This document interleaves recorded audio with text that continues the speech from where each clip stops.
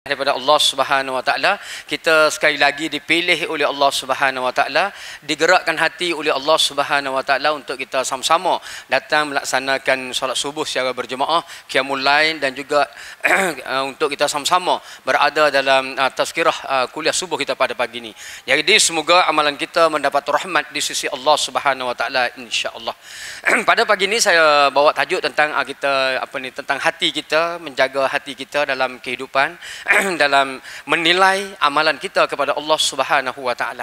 Kata para alim ulama, di antara amalan yang sukar, di antara perkara yang susah yang hendak kita lakukan di dalam hidup kita ialah kita hendak memujuk hati kita. Kita hendak memujuk hati kita supaya hati kita dapat melakukan perintah Allah Subhanahu Wa Taala secara berterusan. Kita nak pujuk hati kita supaya hati kita dapat mengabdikan diri kepada Allah Subhanahu Wa Taala. Itu di antara amalan yang sukar. Kita nak pujuk hati kita supaya kita dapat datang ke surau, sembahyang 5 waktu, sembahyang berjemaah 5 waktu. Kalau sebelum Ramadan kita datang sembahyang maghrib, ada kuliah maghrib, kita nak pujuk hati kita supaya boleh duduk dalam kuliah maghrib. Kalau mari sembahyang subuh, biar nak pujuk hati kita boleh duduk dalam kuliah subuh.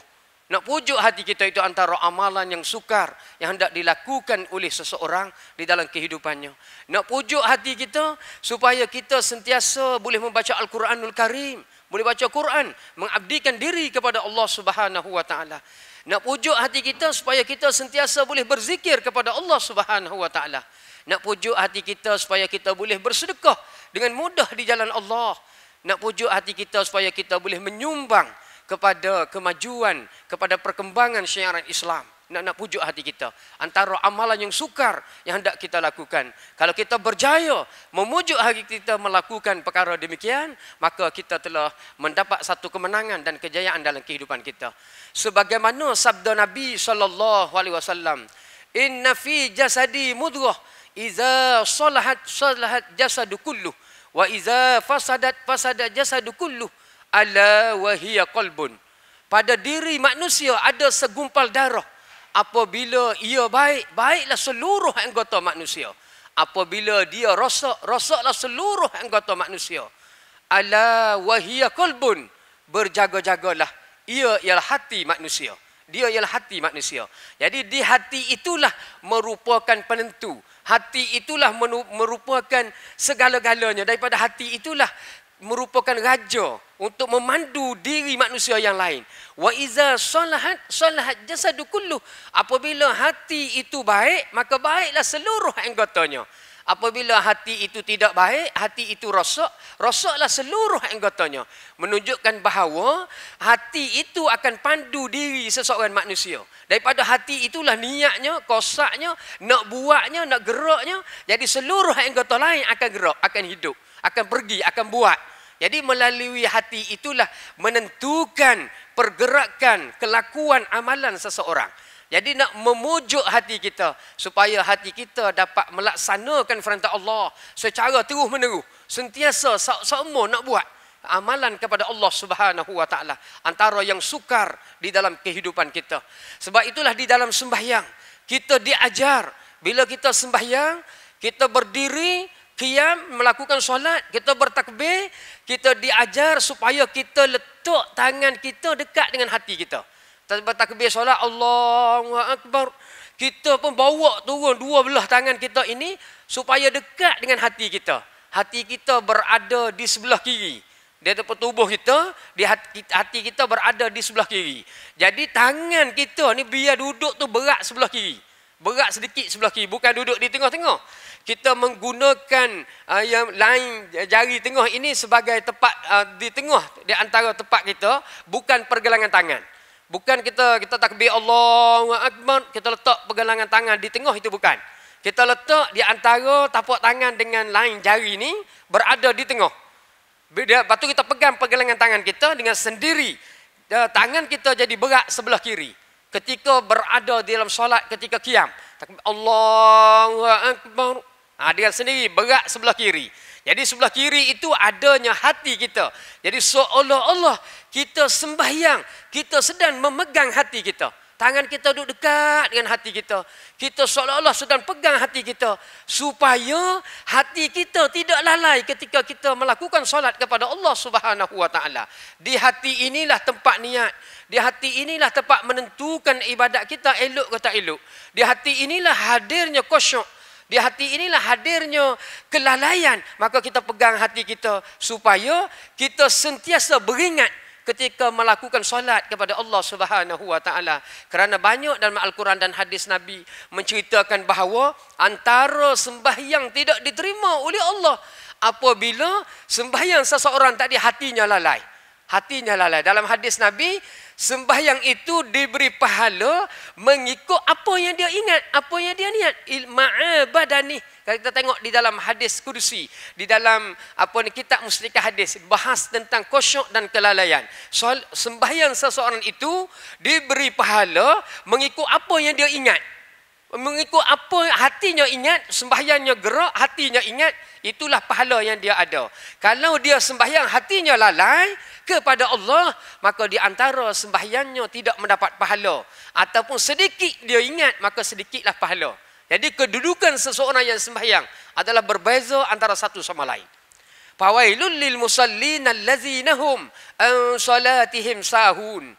Celakalah bagi orang yang sembahyang di mana mereka lalai daripada hati mereka mengingati Allah Subhanahu Wa Taala. Ketika mereka solat, mereka lalai mengingati Allah Subhanahu Wa Taala. Qad aflahal mu'minun allazina hum fi salatihim khashi'un. Berjayalah orang yang sembahyang di mana mereka sembahyang hati mereka khusyuk kepada Allah Subhanahu Wa Taala. Khusyuk berarti ingat kepada Allah. Sepanjang kita solat, hati kita ingat kepada Allah. Maka dinilai solat kita di antara solat yang penuh pahalanya di sisi Allah. Kata tuan guru masa saya belajar dulu, belajar dekat pondok tu, tuan guru saya cerita, dia kata, biarlah kita sembahyang ni kita ingat kepada Allah daripada start kita takbir tu hati kita ingat kepada Allah, kita baca wajah tu, baca Fatihah, baca surah, sepanjang sembahyang kita ingat pada Allah, biar sembahyang kita tu penuh dengan mengingati Allah dan dia melimpah keluar. Limpah keluar, penuh kita ingat kepada Allah, limpah keluar. Di dalam kehidupan kita, kita melakukan suatu pekerjaan, kita ingat kepada Allah. Kita berurusan, berniaga, bekerja, ingat kepada Allah. Yang kita buat dalam solat, limpah keluar daripada kehidupan kita. Dia kata kita jangan jadi amalan kita dalam kehidupan di dunia, kita dah buat dalam dunia, pekerjaan kita, perniagaan kita, mesyuarat kita, perbincangan kita di dunia, limpah masuk di dalam solat. Jangan jadi macam tu. Hak kita dah buat dalam dunia ni, banyak kita buat dalam dunia, sehingga limpah masuk dalam solat. Jangan ada. Kita takbir sembahyang Allahu Akbar. Yang kita duk mesyuarat, yang kita duk berbincang, bersembang dengan kawan kita, limpah masuk dalam solat. Ini tidak mahu. Yang kita nak, hak kita sembahyang, melimpah pergi keluar. Jangan yang luar melimpah masuk dalam sembahyang. Itu antara yang diajar kepada kita. Maka sebab itulah dia suruh kita jaga hati kita dengan sempurna, letak elok-elok, pegang hati kita, naik rakaat yang kedua, pegang pula hati kita supaya dia tidak pergi jauh. Jadi tangan kita tadi berat sedikit sebelah kiri, tapi jangan berat banyak sangat, letak sampai dekat pinggang. Tu tak boleh. Allahu Akbar. Gitu tak betul tu. Sampai dekat pinggang tu sakit, lenguh. Tak betul lah. Ataupun di atas dada. Atas dada tak boleh juga. Allahu Akbar. Atas dada. Tak apa betul lah. Atas dada. Ataupun di bawah pusat. Allahu Akbar. Turun bawah pusat gitu. Tak jari gitu, turun bawah. Tak mau. Jadi kita letak bawah dada sedikit, di atas pusat sedikit. Berat di sebelah kiri. Ketika kita solat, seumpama kita sedang beringat-ingat tentang hati kita. Bila kita tangan kita duduk dekat hati, kita pun ingat. Bila kita nak lalai saja, kita ingat, datang kembali. Lalai saja, datang kembali. Kita kepada Allah Subhanahu Wa Taala. Begitu juga apabila kita tidur, kita diajar supaya kita jaga hati kita semasa kita tidur. Kita tidur di atas lambung kanan. Tatajafa junubuhum anil madaji yad'una rabbahum. Mereka tidur di atas lambung kanan, mengingati Allah Subhanahu Wa Taala. Tidur atas lambung kanan, dada kita menghadap kiblat dan hati kita berada di sebelah atas. kita memuliakan hati kita naik atas, sebelah kanan hati duduk di sebelah kiri, lambung kiri ada hati kita duduk atas, dan sebelah kanan berada di sebelah bawah. Kita memuliakan hati kita. Ataupun kita tidur, seumpama kita solat sambil baring, kaki kita menghala ke kiblat, kepala kita angkat, seumpama hati kita ke atas. Boleh juga. Hati kita naik ke atas. Kaki hadap kiblat, kepala naik atas, akak kepala, seumpama kita sembahyang sedang tidur. Kalau kita letak bantal lah tinggi sedikit. Tapi kalau tak ada bantal sama, itu tak boleh. Itu kaki hadap ke kiblat, itu salah. Kalau akak kepala, itu seumpama kita solat. Kita tidur, seumpama kita solat. Ataupun kita menghala ke arah lain, tetapi hati kita ke sebelah atas, kita tidur, kita rapatkan kedua kaki, tapatkan tangan, masuk ke dalam. Boleh juga. Ada beberapa cara lah dalam keadaan tidur kita. Yang tak boleh, kita tidur dengan buka kaki tangan kita seumpama orang yang megah-megah, ataupun tidur meniarap hati ke bawah. Tidur seumpama syaitan. Meniarap hati kita ke bawah. Kita lanyak hati kita. Duduk ke bawah. Itu dipanggil tidur seumpama syaitan. Tidak boleh. Macam tu. Jadi hati kita ke atas, ataupun hati kita berada di atas lambung kiri, kita tidur di atas lambung kanan. Tu yang sukar lah, tidur yang susah lah, tidur cara Nabi. Kita kena ajar lah nak tidur, cara nak tidur tadi, dada hadap kiblat, lepas tu lambung kanan di bawah, lambung kiri naik atas. Biasanya jaranglah di kalangan kita boleh buat. Kalau boleh buat, alhamdulillah, satu sunnah yang besar yang kita lakukan semasa kita tidur. Ataupun menghala kaki ke kiblat, akak kepala kita seumpama ke kiblat, dada kita seumpama ke kiblat. Seumpama kita sembahyang sedang tidur. Tu nombor dua lah, yang kedua. Ataupun menghala ke arah lain, tetapi kedudukan seperti solat tu masih ada. Tangan ke dalam, kaki kita ke dalam, rapatkan tangan, rapatkan kaki. Yang tak bolehnya tidur, tangan buka, kaki buka. Seumpama orang yang megah-megah. Ataupun meniarap. Tidur meniarap. Itu tak boleh. Kita jangan ajar anak-anak kita tidur meniarap.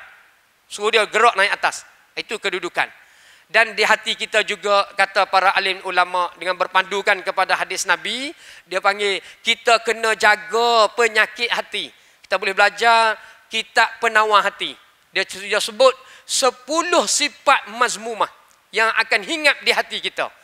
10 sifat mahmudah yang lawan sifat mazmumah. Tengok dalam kitab Sirah Salikin, tengok dalam kitab Ihya Ulumuddin, cerita tentang bagaimana sifat mazmumah, penyakit hati akan singgah dan hinggap di hati kita. Itu kita kena jaga, dan kita kena kenal penyakit riak, penyakit takabur, penyakit sum'ah, penyakit ujub yang hinggap di hati kita, kita kena kenal. Kalau tidak, dia boleh merosakkan solat kita, merosakkan ibadat kita, seluruh ibadat kita, amalan kita rosak apabila adanya sifat mazmumah di hati. Jadi kita kena dicek tengok, semak tengok, ada atau tidak penyakit hati kita di hari ini. Kita ada ke tak? Jadi kita kena cek tengok lah. Ada orang tu pergi jumpa doktor nak tengok. Jumpa doktor tak jumpa lah. Nak tengok penyakit hati mazmumah. Kita pergi cari doktor pakar, nak suruh dia tengok, minta doktor x-ray, penyakit hati saya ni ada ke tidak. Doktor pun x-ray. X-ray tengok, suluh tengok dalam hati kita, tak nampak, dia kata. Nak x-ray tak boleh ni kamu ni. Tak nampak penyakit mazmumah ni lagu mana ni. Kalau penyakit apa ni, jantung berair, jantung berlubang, boleh lah. Ni mari suruh suluh penyakit mazmumah. Penyakit riak, penyakit takabur, semua boleh kau doktor tolong suluh tengok. Dengan x-ray doktor tu lah. Doktor kata tak jumpa, tak boleh nak tengok. Maka jawab dia tidak boleh nak x-ray dengan yang itu, kena x-ray dengan ayat Al-Quranul Karim, dengan hadis Nabi. Kena tengok penyakit ni yang ada dalam hati kita, tengok dengan Al-Quran, tengok dengan hadis Nabi. Kita belajar Quran, dia beritahu kategori penyakit ni macam mana. Kita baca hadis Nabi, dia beritahu yang ni ialah penyakit riak. Ada di dalam Al-Quran, ada di dalam hadis Nabi. Ada di antaranya yang kita baca dalam tajuk yang lepas, yang lalu, seperti sampai saja di hari akhirat, Allah beritahu kepada wahum yuraun, Allah beritahu kepada murain, kepada orang-orang yang riak di dunia dulu. Allah beritahu kepada mereka. Allah kata izhabu ilaihim, kamu pergilah kepada manusia. Bila sampai di hari akhirat, datangi orang-orang yang riak menemui Allah Subhanahu Wa Taala, Allah halau mereka.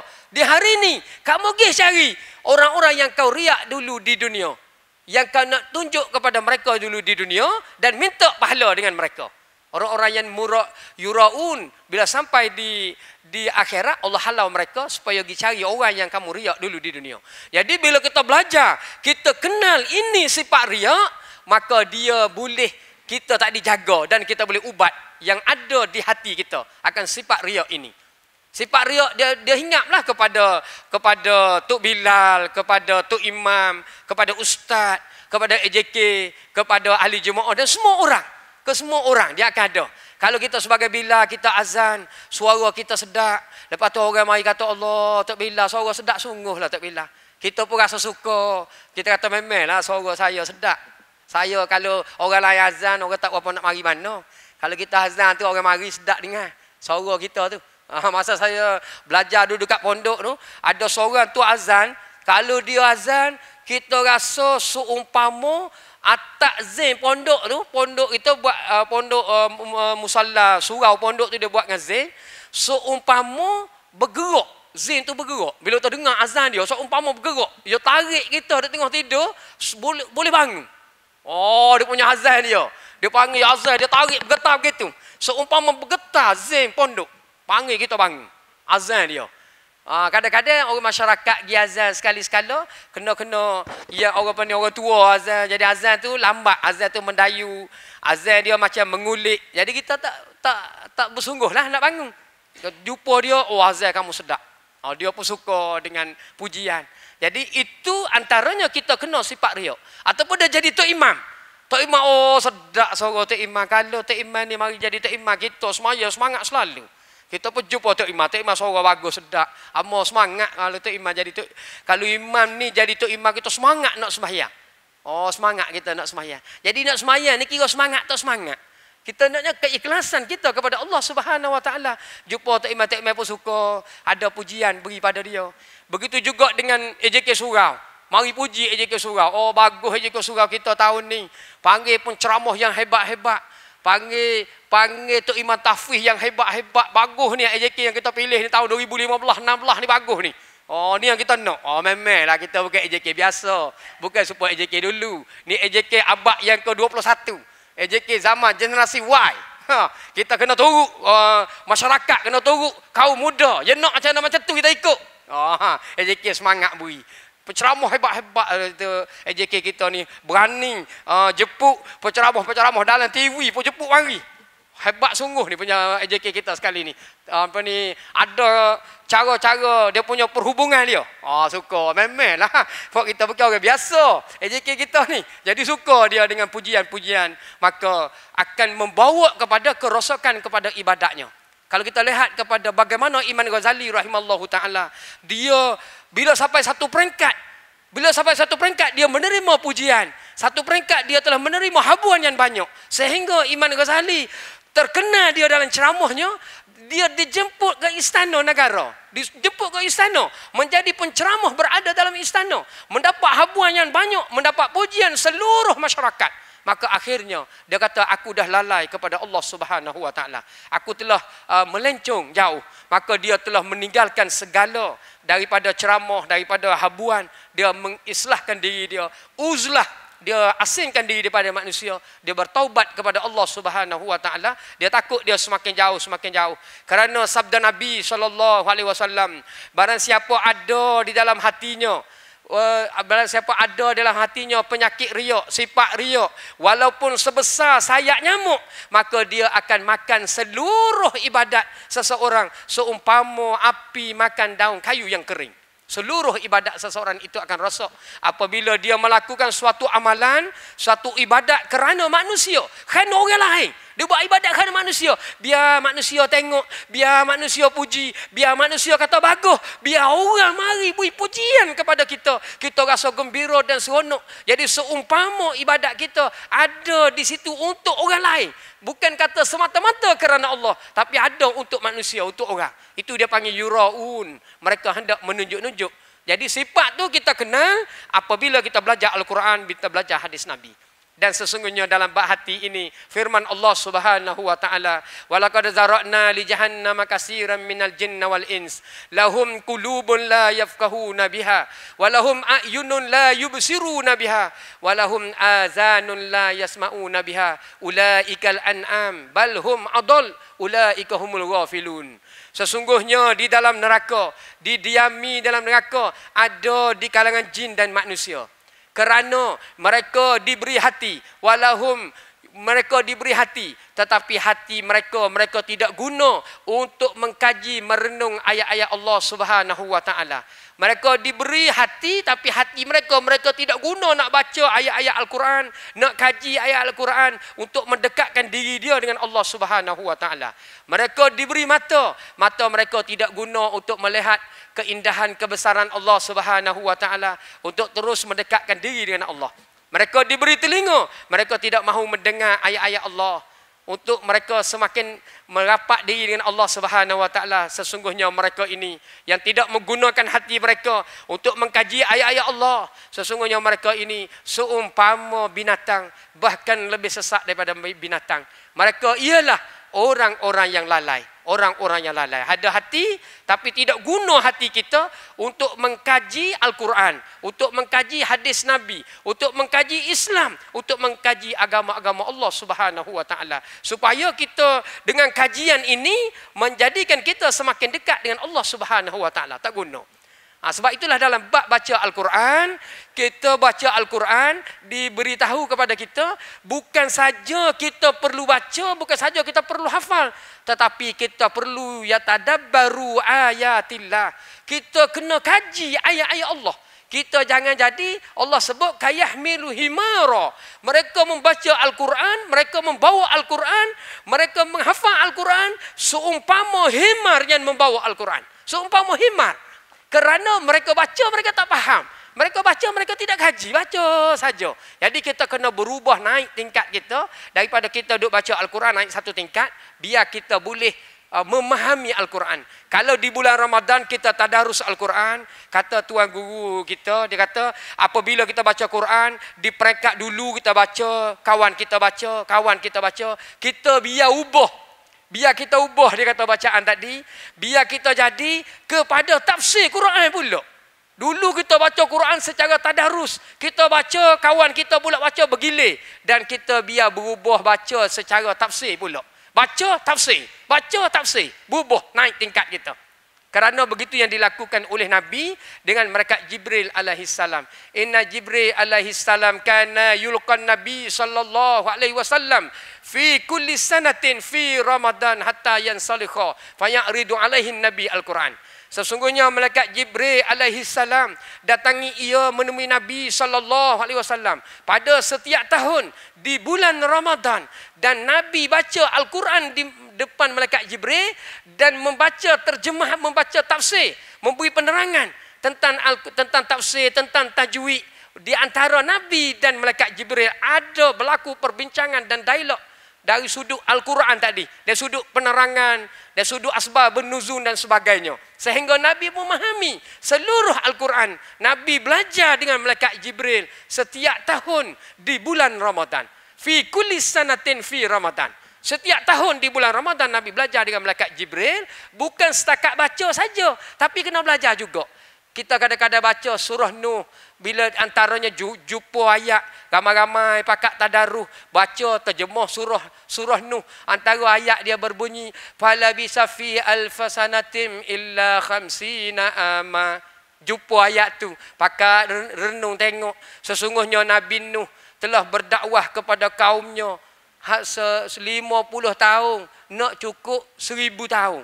50 tahun lagi, 50 kurang daripada 1000 tahun. 950 tahun berdakwah kepada kaumnya. Allah, lamanya berdakwah dia dengan menghadapi berbagai rintangan.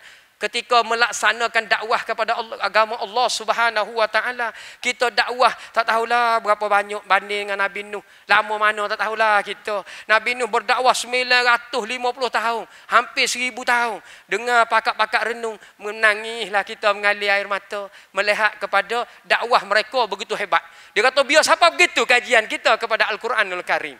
Begitu dia. Kalau kita kembali kepada beberapa kisah sahabat, kisah ulama tentang kajian Al-Quranul Karim. Mereka antaranya ada orang masuk Islam dengan dia kaji Al-Quranul Karim. Tengok Al-Quranul Karim masuk Islam. Kajian hebatnya ada pada Al-Quran. Antaranya ada, kita ambil yang sekarang. Yang ini ada dekat seorang pelajar di Kuala Lumpur. Dekat sekolah kawasan saya mengajar. Seorang pelajar Cina di Kuala Lumpur, di sekolah sains. Di sekolah sains di Kuala Lumpur, salah sebuah kawan saya mengajar di sekolah itu. Jadi pelajar Cina ni umur dia 15 tahun.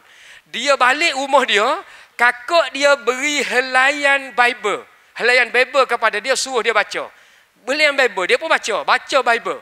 Kakak dia pujuk dia supaya masuk agama Kristian. Beri Bible, dia pun baca. Bila dia baca helaian Bible, bacaan itu biasa sahaja. Baca tu biasa macam tulisan manusia biasa. Tidak ada kehebatan dan kelebihannya. Dia balik pula, dia bagi lagi Bible. Baca lagi. Tapi tidak rasa kehebatan.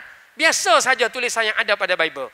Maka tergerak hatinya untuk buka internet dan cari helaian terjemahan Al-Quranul Karim. Sebab dia pernah dengar kawan-kawan dia dekat sekolah tentang Al-Quran, tentang Islam, pernah dengar. Dia pun buka internet, buka tengok helaian Al-Quran dan dia baca terjemahan-terjemahan Al-Quran. Bila dia baca terjemahan Al-Quran yang ada pada internet tadi, dia rasa kelainan daripada Bible. Rasa ada ketinggian, ada rasa kehebatan, ada rasa zuk di situ. Bila baca, ketinggian Al-Quran itu tidak seperti ditulis oleh manusia. Walaupun baca terjemahan. Baca terjemahan Al-Quran, bila dia baca tu, dia kata tinggi sungguh lapas ini. Tinggi sungguh terjemahannya. Sangat hebat. Bukan tak mampu nak dicapai oleh pemikiran dia. Pemikiran dia kena kaji lagi, melihat lagi ke depan. Dia kata ini satu tulisan yang hebat. Bukan manusia menulis. Hebat. Kenapa? Kerana Bible ditulis oleh manusia. Apabila manusia tulis, manusia baca, level dia sama. Tidak ada rasa sama. Tetapi Al-Quran daripada Allah Subhanahu Wa Taala, apabila kita baca, kita akan rasa ketinggian, kita akan rasa kehebatan, kita akan rasa kelainan daripada tulisan-tulisan manusia yang ada pada Al-Quranul Karim. Dengan syarat kita mengguna mata hati kita, kita kaji dan kita mengambil berat yang ada pada Al-Quranul Karim. Ada rasa kelainan. Kerana Al-Quran itu sendiri, bila kita buat kajian, Al-Quran ini kita baca juzuk 1, kita baca juzuk 5, juzuk 15, juzuk 30, bacalah juzuk yang mana, dia mempunyai kesenambungan antara satu sama lain. Dia tidak bawa cerita daripada satu bab ke satu bab. Seperti Bible, bab 1 Nabi Adam, bab 2 Nabi Nuh, Nabi Idris, dia mari macam tu. Mari satu bab akhir Nabi Isa alaihissalam. Tapi Al-Quran tidak menceritakan satu bab ke satu bab. Dia mempunyai gabungan antara setiap bab yang ada. Kita baca juzuk 1 ada hubungan dengan juzuk 30, juzuk 15, juzuk 10, semua ada. Jadi seumpama satu diri manusia. Al-Quran ni seumpama satu diri manusia. Mempunyai rantaian dan kaitan antara satu sama lain. Kita seumpama satu diri manusia yang ada pada Al-Quranul Karim. Jadi diri manusia ada orak sarafnya berkait antara satu sama lain. Dan begitulah Al-Quran. Penciptaannya, penceritaannya daripada juzuk 1, juzuk 2, juzuk 3 sampailah ke juzuk 30 ada kesenambungan antara satu sama lain. Tidak kata satu bab habis tutup. Baca satu bab habis tutup, tidak. Dia ada di sana, ada. Kita baca juzuk ni boleh digabungkan. Saya ingat masa saya belajar tafsir, ketika baca surah Al-Ma'idah, tuan guru mengajar, surah Al-Ma'idah dia baca. Bila dia baca, dia ambil surah lain. Dia kata surah ni berkait dengan surah ada lagi. Pergi ke juzuk 1. Dia bawa mari, dia sambung di sini. Dia sambung, dia ingat surah ni. Dia ambil lagi juzuk 10, dia sambung.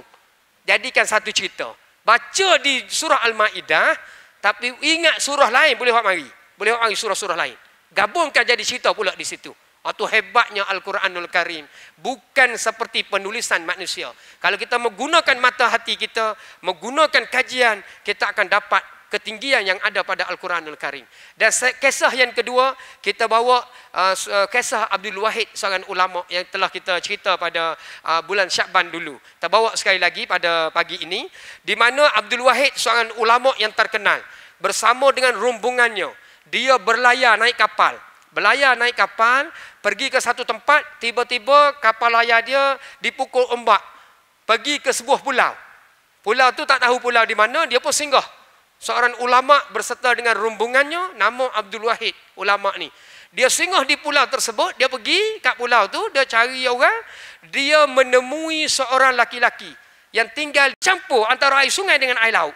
Air sungai tetap rasa tawar, air laut tetap rasa masin, walaupun berada di sudut yang dekat. Tak bercampur. Itulah kehebatan Allah Subhanahu Wa Taala menjadikan air sungai datang ke muara dan nak pergi ke laut, dan di situ ada air laut seumpama ada satu garisan. Ada satu garisan. Bila kita rasa air sungai tetap tawar. Bila kita rasa air laut tetap masin. Sedangkan jaraknya sangat dekat. Kehebatan Allah Subhanahu Wa Taala. Kami pun terus membaca surah Ar-Rahman. Maka lelaki tersebut menangislah ia mendengar surah yang kami baca. Kerana dia orang Arab, dia memahami. Kami baca, dia menangis. Kami baca, dia menangis. Maka tangisannya sehingga habis kami baca surah Ar-Rahman. Pertama kali mendengar Al-Quran yang begitu hebat. Menangis ia memahami Al-Quranul Karim. Apabila habis kami baca Al-Quran, kami semua. Dia kata, bila habis saja Quran, dia apa kata? Tidak layak bagi aku dan bagi kamu semua derhaka kepada Tuhan yang memiliki surah ini. Terus jawab.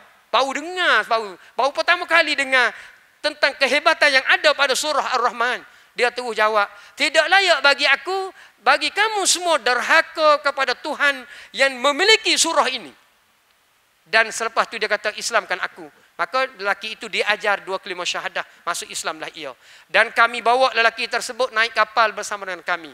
Apabila angin sudah reda, berlayar kami pergi ke tempat kami tuju. Sampai di tebing sana, dekat ke tempat kami tinggal, kami memungut derma untuk memberi kepada lelaki ini. Pungut derma di kalangan kami nak beri pada lelaki baru masuk Islam. Maka bertanya ia kepada kami, nak buat apa ni? Lelaki tersebut tanya, kami nak kutip derma nak bagi pada kamu lah masuk Islam. Dia pun marah pada kami. Lelaki baru masuk Islam tu marah pada kami. Dia kata, adakah kamu tidak yakin kepada Allah Subhanahu Wa Taala yang telah aku duduk di pulau, aku boleh hidup. Allah Subhanahu Wa Taala beri hidup aku di pulau. Dan Allah Subhanahu Wa Taala keluarkan aku daripada kesesatan kepada keimanan. Dan keluarkan aku daripada pulau mari ke sini.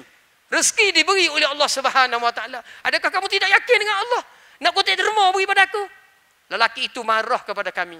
Dan itulah yang ada pada hadis Nabi SAW. Tidak boleh memungut derma beri kepada orang yang baru masuk Islam. Antara kesilapan yang ada pada kita di hari ini. Tak boleh. Kita jangan ajar mereka kerana untuk makan minum dah diberi tenaga, diberi pemikiran, diberi hati, diberi kekuatan, kena bekerja dalam Islam. Tegahan Nabi. Nabi memarahi seorang laki-laki di zaman Nabi sedang memungut derma. Nabi kata, kamu pergi ke hutan mencari kayu api dan jual. Lebih baik daripada kamu memungut derma. Ini bukan sunnahku, bukan pekerjaan aku, bukan pekerjaan orang Islam. Melainkan pungut derma nak buat masjid, nak buat bangunan untuk orang ramai, tu lain. Ni nak buat makan untuk diri dia. Jangan ajar. Jangan ajar kepada mu'allah kita di hari ni. Silatlah nak masuk Islam kerana dapat mari nak kutip derma. Ada satu jemaah, satu keluarga mu'allah daripada orang India, dia masuk Islam. Dia pergi ke satu surau, dia masuk Islam. Mari dengan ayah, mari dengan mak, dengan anak sekali. Dia kata, saya ni, kami ni semua daripada mu'allah nak masuk Islam. Islamlah kami di surau ini. Dia tolong pungut derma. Dia kata, kami ada hutang, nak bayar rumah sewa dan sebagainya. Kalau boleh naklah dalam jumlah RM3,000. Tu cukup dah lah. Masuk Islam lah dia di surau tersebut. Pakak masuk Islam lah. Masuk Islam, kutip derma bagi kat dia, dah cukup dah ni. Lepas tu sebulan akan datang, pergi ke tempat lain pula. Pergi ke tempat surau lain pula, surau jauh tu. Pergi surau di Salak Tinggi tu. Mari minggu ni mari di surau Banging. Bulan depan pergi ke surau dekat Salak Tinggi. Keluarga India yang sama. Beritahu pula di sana. Kebetulan penceramah tu ustaz yang sama. Ustaz tu ada dah hari tu masa di Banging. Di sana ustaz tu pula. Ustaz tu ceramah, kumpulan India tu datang, dia kata, saat kami baru nak masuk Islam. Berapa kali nak masuk Islam lah. Hari tu masuk dah, masuk pula. Kami baru nak masuk Islam, kami daripada orang nak masuk menjadi mu'allah lah. Minta lah tu Islamkan kami. Bulan lepas Islam dah, bulan ni Islam pula. Lepas masuk Islam kali kedua, minta lah kutip derma pada kami nak bayar hutang dan sebagainya. Kutip pula surau sana. Pergi surau lain pula, 5 kali masuk Islam.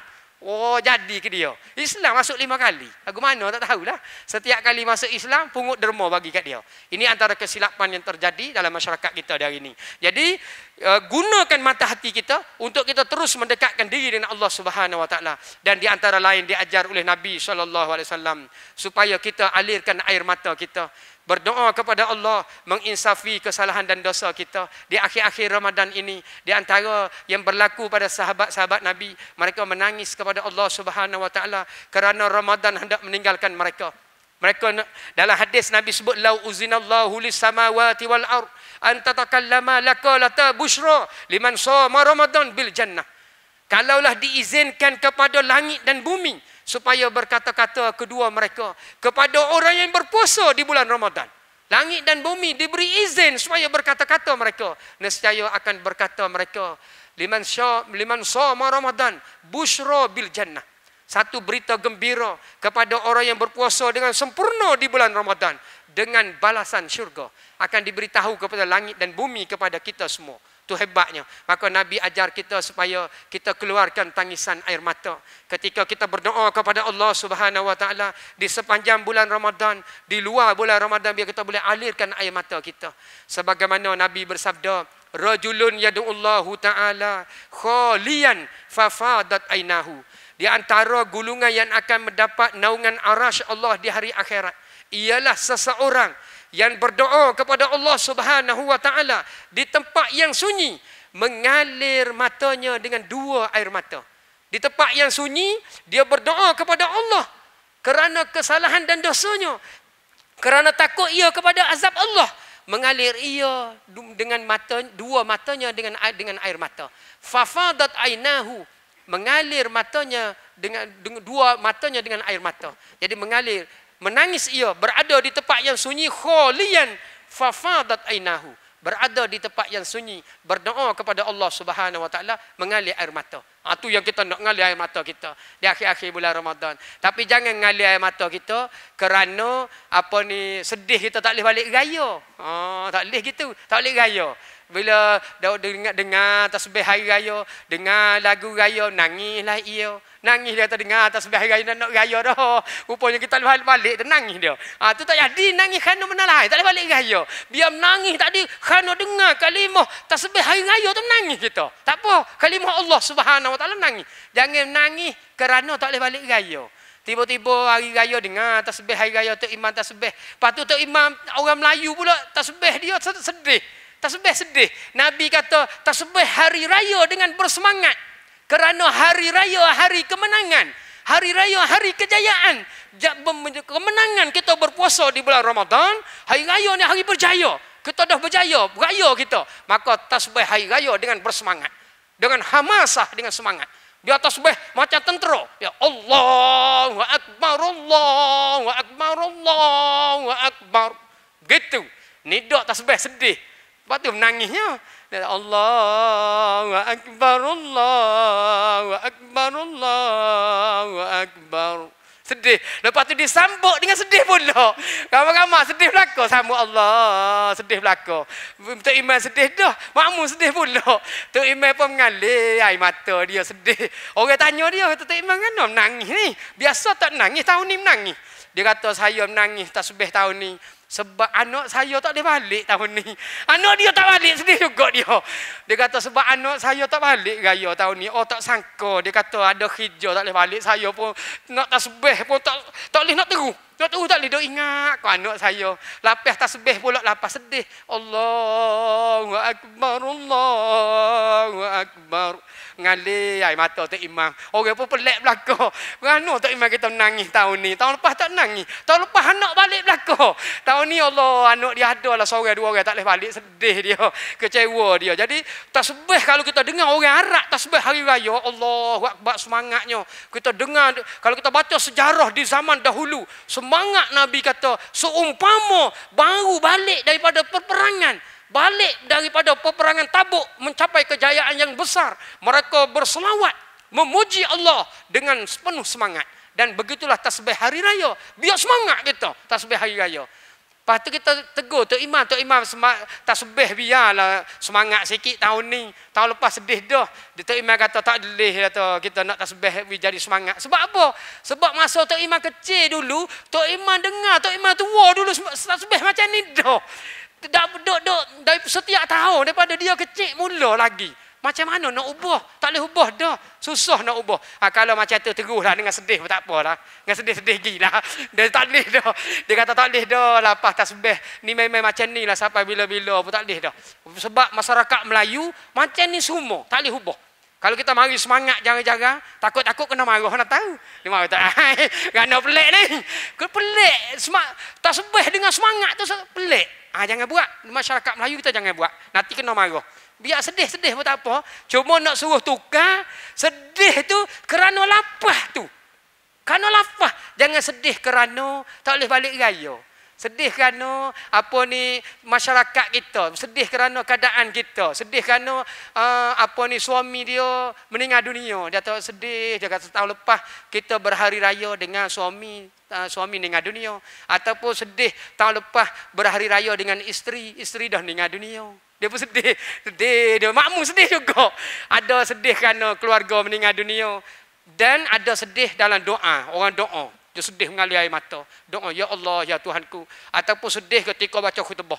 Ada satu khutbah tu, dia baca, dia guna perkataan lenangan air mata. Dia kata, di tahun ini, ada di kalangan kita, mereka berhari raya dengan lenangan air mata. Kerana perginya orang yang tersayang. Dia mau ayat dia. Dalam khutbah dia. Dia mau ayat dia menangis kita. Tak boleh tahan menangis. Ada setengah tu kehilangan anak. Ada setengah kehilangan anak pada tahun lepas. Mereka bersama dengan anaknya. Tahun ini tidak ada anak yang tersayang. Ada tahun lepas bersama suami. Bersama isteri. Tahun ini keseorangan. Maka sambut hari raya dengan linangan air mata. Nangis kita dengan khutbah Tok Imam. Tapi tak apalah kita kata benda yang baik bolehlah. Kita tak nak menangis tu kerana lain. Ada satu cerita, dia menangis dengan khutbah Tok Imam tapi kerana benda lain. Tak boleh. Dia mari dengan khutbah. Tok Imam dia baca khutbah. Baca khutbah semangat. Khutbah Jumaat. Baca semangat ni. Baca tiba-tiba ada seorang tu tengok Tok Imam menangis dia. Seorang tu yang nangis. Orang tak menangis. Dia tengok Tok Imam ngalir air mata dia menangis. Tok Imam duk tengok baca khutbah. Tengok ada seseorang sedang menangis. Khutbah yang dibaca oleh Tok Imam. Tok Imam pun makin semangat. Dia kata, oh sedap ni. Khutbah aku ni ada orang menangis ni. Semangat dia. Baca khutbah. Lepas habis baca khutbah, sembahyang. Lepas sembahyang, Tok Imam temui lelaki yang menangis itu. Tok Imam lari, jumpa dia. Tok Imam datang. Tok Imam kata, saudara, saya nak tanya. Kenapa saudara menangis masa saya baca khutbah? Oh, semangat saya ni. Tengok awak menangis. Oh, tadi yang menangis tadi. Kenapa? Dia kata, gini. Bila saya tengok Tok Imam, saya tengok kau janggut Tok Imam. Bila Tok Imam baca khutbah, saya nampak janggut Tok Imam, saya ingat kau kambing saya. Dia ingat kambing dia. Saya tengok janggut Tok Imam, ingat kau kambing saya. Lepas tu, kambing saya tu dah mati dah. Kambing saya mati dah. Saya pun sedih, ngalir air mata. Aku sayang kambing ni. Ingat-ingat nak buat lah. Kekoh tapi dah tak ada dah. Tengok janggut Tok Imam, ingat kau kambing saya. Tengok janggut, ingat kambing, ngalir air mata. Tak jadi. Tak jadi. Menangis kerana benda lain. Yang kita nak, kita tangisan kita kerana Allah Subhanahu Wa Taala. Nabi bersabda, barang siapa menangis kerana takut pada azab Allah, mengalir di matanya setitik air mata yang kecil sebesar kepala nyamuk kecil yang mengalir air mata. Ketika dia menangis kerana takut kepada azab Allah, maka nescaya diharamkan dirinya daripada api neraka. Diharamkan diri dia daripada api neraka. Dia menangis kerana Allah Subhanahu Wa Taala. Itu sukar hendak dilakukan kepada kita semua. Jadi saya berdoa pada diri saya dan hadirin semua, semoga kita boleh mengalir air mata kita kerana Allah Subhanahu Wa Taala, tidak kerana yang lain. Jadi saya rasa itu di antara tazkirah ringkas kita pada pagi ini, lebih kurang 45